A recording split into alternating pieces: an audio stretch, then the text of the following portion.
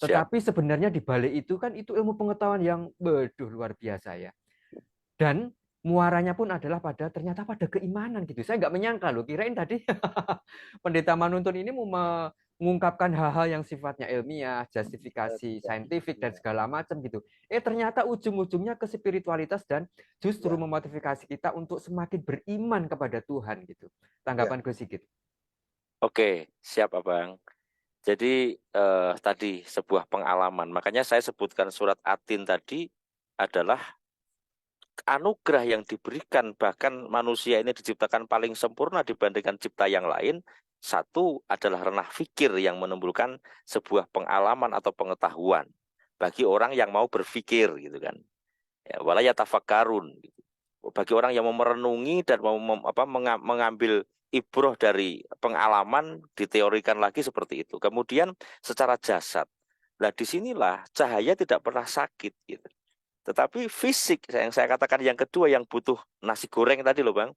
Butuh nasi goreng dan seterusnya. Ini kadang-kadang dengan keteledoran kita akan muncul sebuah sakit yang tinggi. Sakit yang bisa kita rasakan yang berefek kepada akal dan ruh kita juga. Nah, tetapi yang dikatakan Pendeta Manutur tadi adalah sebuah penyelesaian yang luar biasa. Intinya apa? Dengan meditasi, sadar nafas, sadar cahaya. Kan seperti itu kan hari ini temanya. Ya itulah kekuatan.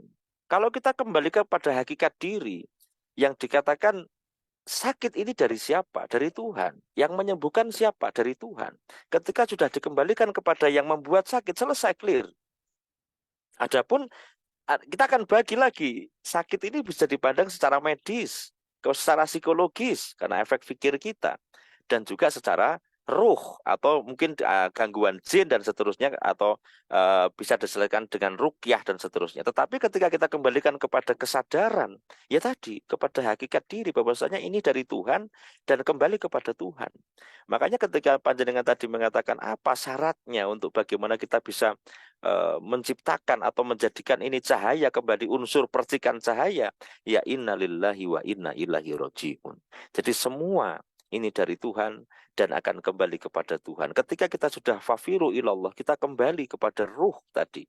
Kita lebih fokus kepada ruh tadi dibandingkan mengurus jasad kita atau mengurus dunia kita, mengurus akal kita. Yang muncul adalah dimensi cahaya. Makanya al-ilmu nurun. Nah, di situ ilmu adalah sebuah cahaya dan ilmu adalah wujudnya Allah. Nah, seperti itu abangku.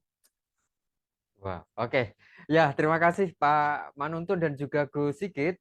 Karena ya kita sudah sampai di penghujung obrolan kita malam hari ini, kebersamaan kita. Menarik sekali ya kalau mau diulas lagi, diulik lagi, 2 jam lagi mungkin nggak selesai ya. Nggak selesai. Jadi gini abang. Dibikin bersambung kali ya. Tadi Bang Arsan mengatakan ketika dimensi ilmu dibahas, semakin kita membahas ilmu, semakin bodoh kita. Karena yang namanya ilmu ketuhanan, saya katakan kolilah sedikit. Ilmu Allah itu ibarat lautan, satu tetesnya ilmu Allah. Itu ketika dibahas dengan yang dikatakan lautan, dikalikan 7, lautan di dunia ini loh, dikalikan 7 kali untuk tintanya. Kemudian adalah pepohonan di hutan. Di hutan ini dijadikan penanya, maka tidak akan habis satu tetes ilmunya Allah. Makanya obrolan hari ini, harapan saya, ini sebagai motivasi kita. Di atas langit masih ada langit. Ya, kemampuan kita saat ini kita kulik lagi, nanti akan tambah ilmu lagi. Lah seperti itu abang.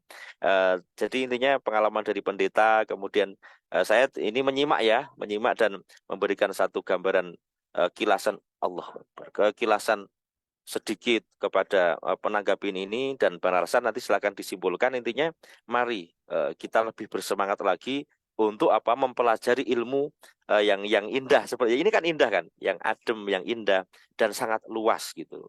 Karena apa? Supaya kita lebih diangkat derajat kita. Lah semakin derajat ini diangkat, ya akan menuju kepada cahaya yang sesungguhnya tadi abangku. Yes, Gitu dari saya seperti itu. betul, Gus Sigit sepakat ya.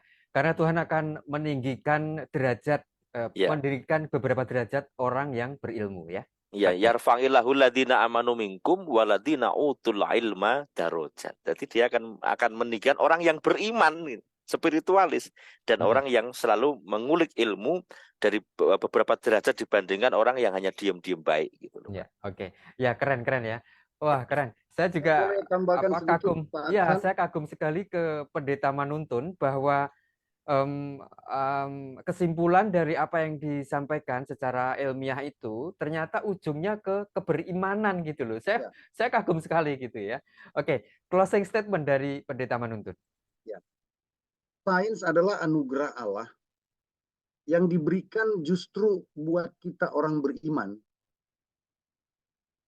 Nah, jadi artinya apa yang ditemukan oleh sains itu hanya meneguhkan apa yang telah kita terima sebetulnya.